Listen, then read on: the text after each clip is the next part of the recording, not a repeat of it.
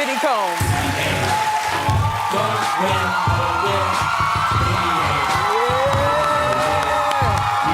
There was a radio personality once upon a time. Her name was Wendy Williams, and she was practically burned at the stake for talking about sex. Wendy Williams is a popular American broadcaster and writer famous for revealing Hollywood secrets and scandals. The popular show host has been a major voice on Diddy's diverse, terrible actions and scandals. However, everyone booed her when she made these claims. This even affected her career, as she was once fired from Hot 97 radio station through Diddy's influence. For some time, the American broadcaster has been silent. But with Diddy's case gaining momentum, Wendy broke the silence by speaking out on Diddy's arrest. What was it all about? How true are her claims? Join us as we discover what she has to say regarding Diddy's allegations and arrest. Williams' history with Diddy. During Williams' media career, the queen of entertainment news and gossip, who has never shied away from addressing celebrity rumors, tried to raise the alarm about Combs. And her ongoing beef with the music mogul may have even caused her career setbacks. One social media user said, "The things she said about Diddy were known years ago. Wendy Williams stayed on his neck." Williams and Combs have a long and contentious history. Williams began working for New York City's Hot 97 radio station in 1994. At that time, the Bad Boy record label, which had been founded by Combs in 1963 as a joint venture with Arista Records, according to the BBC, heralded talent like the Notorious Big, Lil' Kim, Ma Dollar E, Faith Evans, and Total, who were constantly on radio rotation. Hot 97 launched around the time that Bad Boy launched. Former Bad Boy president Kirk Burroughs said during an interview with the podcast The Art of Dialogue in 2022, "We came with records that helped the rotation to be fulfilled." During an episode of the radio show, The Wendy Williams Experience, that aired in 2009, Williams recounted when Combs allegedly instructed members of Total, an all-female R&B trio, to fight her when she worked at Hot 19.7. "I got off the air one day, the Total bitches were downstairs, and everybody upstairs at the radio station was looking down, egging it on, waiting for something to go down," Williams said, explaining that her boyfriend at the time prevented anything further from happening. In that same 2022 interview, Burroughs detailed the East Coast-West Coast feud between Bad Boy and Death Row Records in the 1990s and Williams' involvement. Burroughs claimed Combs' infant son and the boy's mother, Misa Hilton, were paid to take a picture with Combs' rival Suge Knight. It got back to the East that Misa was there in the office and that Suge was meeting Justin Combs and possibly holding him in his arms, and that there was a photographer taking a picture, Burroughs said. "That wasn't the picture we needed to see on our end, or that we wanted the world to see, at all." Somehow, Williams got wind of the photo and announced that she had big news coming on her syndicated radio show, and the Bad Boys team had to intervene to prevent the photo from spreading to the public. Later, Williams had a theory that Combs engaged in romantic activity with other men, and she received a photo of a man allegedly pulling Combs' shorts down while he was on vacation in Cancun. During an Art of Dialogue interview in 2022, Combs' former bodyguard Gene Deal said Combs got Williams fired from her job at Hot 97 before she could address the photo on the air. The power Combs had with the radio stations in New York, motherfuckers didn't breathe hard if Combs didn't want them to. Combs got one of the hottest DJs off Hot 97 because she wanted to put up a picture of him getting his pants pulled down, Deal said. Combs told Hot 97 if they didn't get rid of her before he got back in New York, they were not going to get any music from any of his friends. Any of the record label's executives that were cool with him, everyone was going to boycott their station. "We were out in LA for about 3 days, Deal added. Before we landed back in New York, Wendy Williams was in the radio station in Philly. It was over for her. She was fired." Williams addressed her ouster from the New York City area radio market in an interview with Vlad TV in 2013 while discussing homophobia in hip-hop. There was a radio personality once upon a time. Her name was Wendy Williams, and she was practically burned at the stake for talking about such. "Now it's all come full circle," Williams said. "There were many situations back in my career, and it's all coming full circle." Was a radio personality once upon a time. Her name was Wendy Williams, and she was practically burned at the stake for But what feels most significant in light of recent revelations, was the moment that Williams speculated on her televised talk show in 2015 that Combs may have had controlling behavior after he and his then-girlfriend Cassie Ventura temporarily split. My thing about when you date a mogul, it's a really difficult thing to avoid them because if you use your head, you never know when they'll pop up on the scene, Williams told her studio audience, saying the activity would frighten her. He can hire a plane right now, land on the roof of the hotel she's staying, pay people off at the front desk, give me a key, and let me up in her room. So, the city, Miami, the nightclub, Live. Okay, that's what Live. Puffy was furious. Well, some people were saying that Puffy was furious because Drake tried to hit on his girlfriend, Cassie. But that's not what happened. Combs and his legal team made an undisclosed settlement with Ventura a day after the suit was filed. Keep watching as we dive deeper into Combs' legal troubles. Williams and Combs ultimately had a kumbaya moment 2 years later when the record label owner appeared on Williams' show. I know I pissed a lot of people off, including you, but this is a full circle moment, Williams told Combs, explaining to the audience that she hadn't seen him in 15 years. But this is a full circle moment, everybody. Yes. Get into adult conversation. Combs admitted he was nervous to come on the show, but applauded Williams for being one of the first hip-hop journalists. Williams proceeded to toss Combs several softball questions uncharacteristically, asking him mainly about his children and charity work. Then Combs began to promote his then latest project, a documentary on the history of Bad Boy Records. As African-American men and women, we needed a story with a good ending, a success story, he told Williams. But then, during another one of Combs' on-again, off-again stints with Ventura, Williams addressed the breakup on air in 2018, claiming that Ventura wasted her time with a man who was 17 years her senior. Roughly a week after the split was announced, Combs took to social media to win back Ventura. I suggest don't use social media, though, to reach out, Williams commented on the saga. This was a grand overture from Combs. I don't believe he really wants her or wants her back. I believe he probably treated her at some particular point like a possession. If you really care, then you'd reach out privately, not publicly. After Ventura's lawsuit was settled, a string of other allegations of abuse poured down on Combs. Keep watching as we delve into them. After Ventura, 5 more women and 1 man sued Combs, accusing him of a wide range of abusive behavior, including harassment, assault, and trafficking. Following the raids on his Miami and Los Angeles home, Combs' lawyer, Aaron Dyer, maintained that his client is innocent and will continue to fight every single day to clear his name. The music mogul has denied all of his accusers' allegations.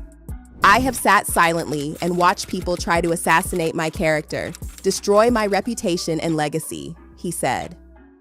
Sickening allegations have been made against me by individuals looking for a quick payday. Let me be clear, I did not do any of the awful things alleged.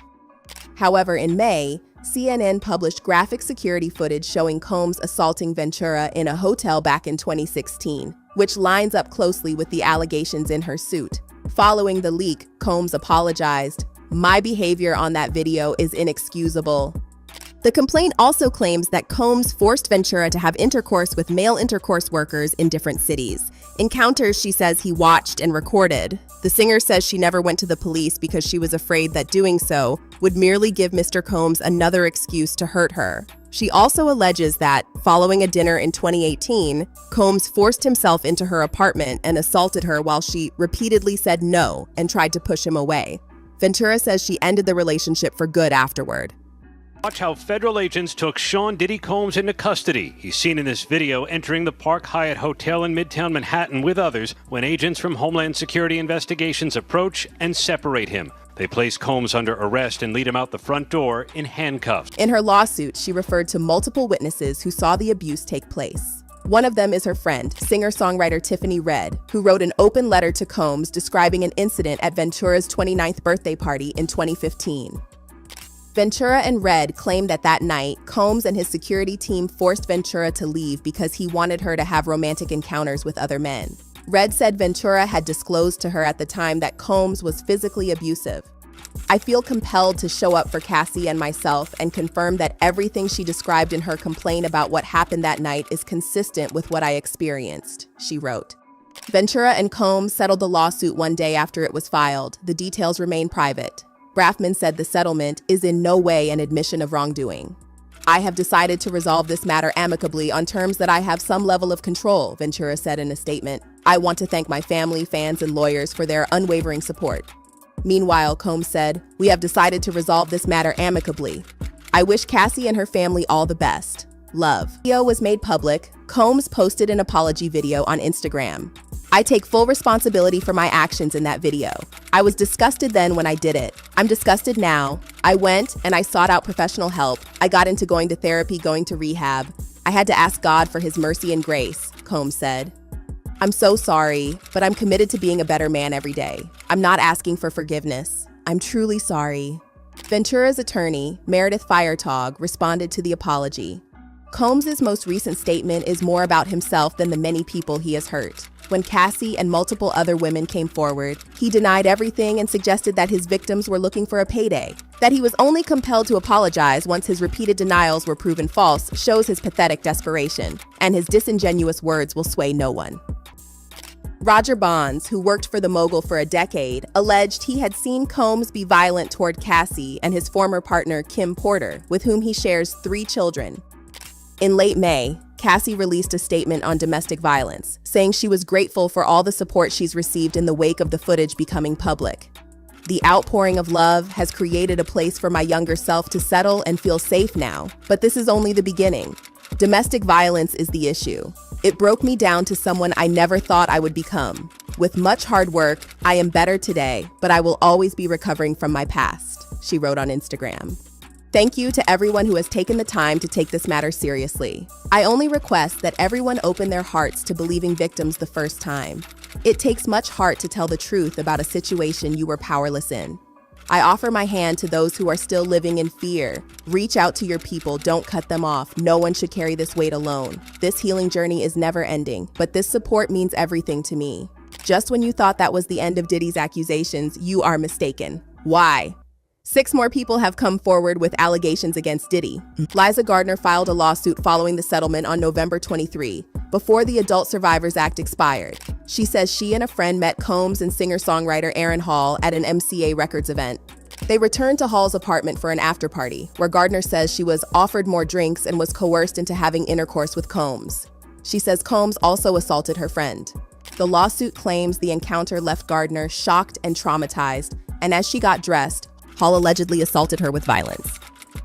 Gardner claims that Combs came to the home she shared with her friend a few days later and allegedly attacked her again. He came to the house looking for a friend because he was worried, and she would tell the girl he was with at the time, according to the suit. In another complaint filed the same day, Joy Dickerson Neal alleges that in 1991, she reluctantly went on a date with Combs, who intentionally assaulted her after their dinner. She claims that Combs recorded the assault and showed the tape to other people. While Dickerson Neal did not go to the authorities immediately after the alleged assault, she says she did eventually file a police report with unspecified agencies in New York and New Jersey. The complaint says prosecutors told her they'd need to corroborate her allegations. Still, she believes possible witnesses were terrified that Combs would retaliate against them and that they would lose future business and music opportunities if they made a statement backing her account. However, a spokesperson for Diddy said the 2 women's claims were fabricated and accused them of exploiting the Adult Survivors Act. Another woman, referred to as Jane Doe in the complaint, filed a 4th lawsuit on December 6, alleging that Combs, his longtime lieutenant Harve Pierre, and a 3rd unidentified assailant assaulted her at Combs' Manhattan recording studio.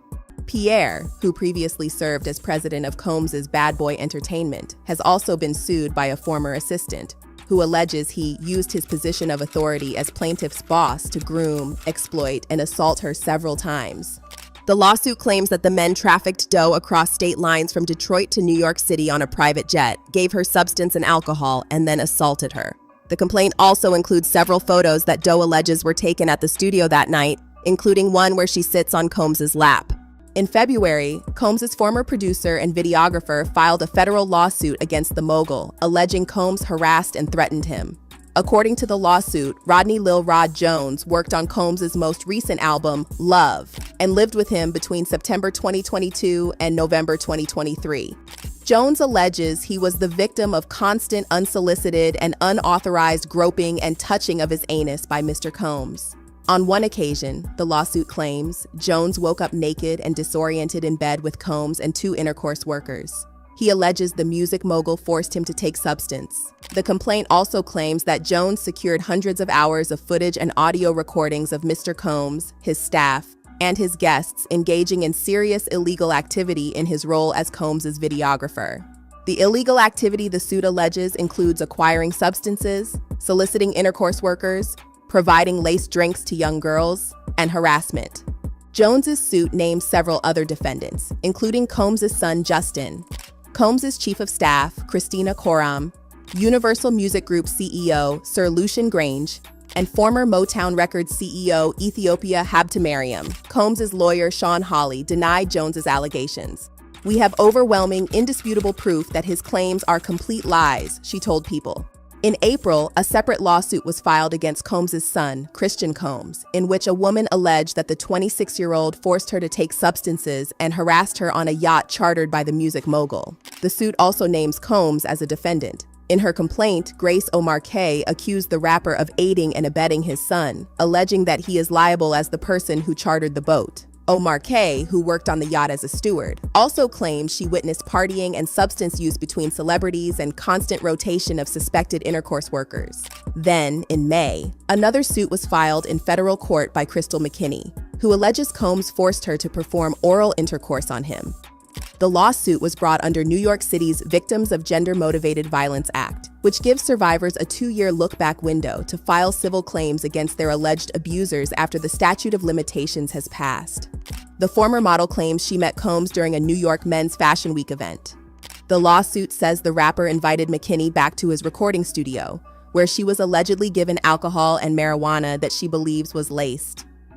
Later in the evening, Combs allegedly took McKinney to the bathroom where he assaulted her. The lawsuit says that McKinney refused, but he forced her to do so anyway. She claims she lost consciousness and regained it hours later during a cab ride, where she realized she had been assaulted. Combs has yet to comment on the allegations. Lampros became the 7th person to file a suit against Combs, accusing him of assaulting her over several years. Lampros claims she first met Combs as a Fashion Institute of Technology student. She alleges that the next year, she met up with him at a bar, and although she didn't typically drink, she says she gave in to pressure from Combs to do so because of his delusional and violent outbursts. After a few sips, Lampros felt uneasy, as if the walls were closing in on her. Lampros says she was guided into a car that took her and Combs to a hotel, where he forcibly kissed and grabbed her. Despite her telling him to stop and saying that she felt unwell, Lampros was assaulted by Mr. Combs, and she soon passed out, the lawsuit claims. Lampros says Combs wooed her back after the incident by sending lavish gifts and flowers. The lawsuit includes a photo of a handwritten Valentine's Day card signed by Puffy. Combs allegedly assaulted Lampros for a second time when she claims he forced her to perform oral intercourse in a parking garage near his Manhattan apartment. After the incident, she says he became angry and threatened to physically hurt her after she decided to distance herself from him. According to the suit, Mr. Combs would also threaten to block her from the industry if she tried to mess with him in any way. Lampros claims that Combs assaulted her a 3rd time, forcing her and his then-girlfriend Kim Porter to take substance and have intercourse with one another.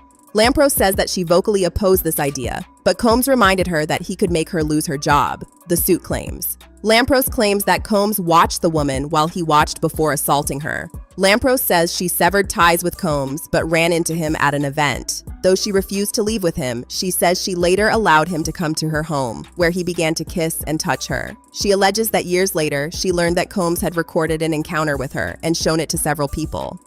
One lawsuit claims Combs groomed his accuser to pass him off to his friends and traded on his celebrity connections. In his suit, Jones says that he feared Combs was grooming him, and that fear became a reality when actor Cuba Gooding Jr. allegedly assaulted him during an outing on the music mogul's yacht. The rapper began touching, fondling Mr. Jones' legs, his upper inner thighs near his groin, the small of his back and his shoulders, the complaint alleges. Mr. Jones was extremely uncomfortable and proceeded to lean away from Mr. Gooding Jr. He rejected his advances, and Mr. Gooding Jr. did not stop until Mr. Jones forcibly pushed him away. The lawsuit also says that Combs' circle enabled his behavior to have access to celebrities that he knew and socialized with.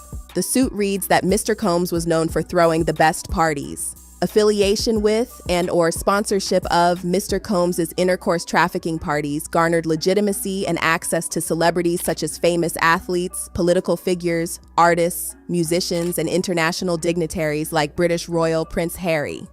However, the complaint does not include any allegations of wrongdoing against Prince Harry. On March 25, federal agents raided the music mogul's residences in Los Angeles and Miami. NBC News reported that the search warrants are connected to a federal investigation into allegations of trafficking, assault, and the solicitation and distribution of illegal narcotics and firearms. Federal agents in New York have also spoken with at least Jane and one John Doe as part of the investigation, with more interviews to come, Rolling Stone reports. In a statement, Combs's attorney Aaron Dyer said there was a gross overuse of military-level force during the execution of the search warrants. Mr. Combs was never detained but spoke to and cooperated with authorities. Despite media speculation, neither Mr. Combs nor any of his family members have been arrested, nor has their ability to travel been restricted in any way, he said. While authorities have not said whether Combs is a subject of the alleged intercourse trafficking investigation, Dyer connected the raids to the lawsuits against the rapper. This unprecedented ambush, paired with an advanced, coordinated media presence, leads to a premature rush to judgment of Mr. Combs and is nothing more than a witch hunt based on meritless accusations made in civil lawsuits, he said. There has been no criminal or civil liability finding with these allegations. Mr. Combs is innocent and will continue to fight daily to clear his name. Diddy is now behind bars, and Wendy Williams' words are becoming a reality. Keep watching as we delve into other rappers who had a clash with Wendy Williams. Wendy's clash with other rappers. Wendy had a feud with Tupac in 1995. Like the beef with Diddy, Williams' back and forth with Shakur began over unsubstantiated claims of the rapper's activity. Baby, well, we know about this scandal. My show starts on July 14th, so. Oh yeah, can you say? Williams took to the air to suggest that Tupac had been assaulted by fellow prisoners while serving a sentence in Clinton Correctional Facility. This unsubstantiated rumor sparked a diplomatic response from Tupac's media team, who released a statement referencing the host's history of making unfounded controversial remarks. Tupac Shakur personally responded with considerably less diplomacy, mentioning Wendy Williams on the track Why You Turn On Me. The lyrics, which reference Williams and her role in spreading the rumor, contain profanity and borderline threats. This underscores, once again, Tupac's unparalleled prowess in the realm of verbal warfare. Before Will Smith slapped his wife's name out of Chris Rock's mouth, the rapper-turned-actor was feuding with Wendy Williams on wax. Williams had offered one too many deep dives into Will Smith's personal life, including releasing photos and commentary about Smith's daughter without his consent. This prompted the Fresh Prince to clap back on the song, Mr. Nice Guy. In the song, Smith raps, "Wendy Williams, you don't know me. I'm not your punching bag. You gon' blow me off, girl. Better leave me alone before I buy your radio station and send you home." While the 2005 track was decidedly less vulgar than the Tupac Shakur track, which preceded it a decade earlier, it still got the message across that Will Smith wouldn't take criticism of his family lying down. Lil' Kim's beef with Wendy Williams was sparked when Williams took to the entertainment news desk to spread hot Hollywood gossip. In this instance, Williams prodded Lil' Kim to get several cosmetic surgeries done on her face and neck, spending whole segments of her show bullying the Crush on You rapper for her looks. Kim responded with a flurry of angry tweets, calling Wendy names and accusing her of trying and failing to secure a romantic relationship with the late Notorious Big in the 90s. Master P privately discussed his estranged relationship with his family with Williams at 2014. Later that year, Williams publicized P's private life, including personal details about his wife and children, even claiming that the family could do better than having Master P as a patriarch. Master P responded with a sorrowful lament of his misguided relationship with Williams, stating, "First of all, I thought Wendy Williams was my friend. I understand that her job is to entertain gossip, but how could she keep picking up TMZ gossip as if it were real news when she should have contacted me directly if she was concerned about my family or me, as she claims?" If anyone understands being in the media and dealing with celebrity personal family gossip and betrayal, she should know because of her situation. If she wants to know the truth, as my friend, she should call me directly to get the facts and the truth, rather than joining the media circus and talking trash. Williams, who was diagnosed with frontotemporal dementia and aphasia in February and has kept a low profile, has not addressed Combs' arrest. We can only cross our hands and wait. The stuff that's happening to Wendy Williams, do you think this is all connection to? Of course. They've been waiting. He's been waiting. He was waiting for Kim. Remember? He was waiting. The casket was ready. She was literally casket ready. Don't use social media, though, to reach out. I think this is a grand overture from Puffy. I don't believe he really wants her back. I believe he probably treated her at some particular point like a possession. What do you think of Diddy's allegations? Feel free to air your views in the comments section below. Remember to hit the like button and subscribe. Before you go, click on the video displayed on your screen.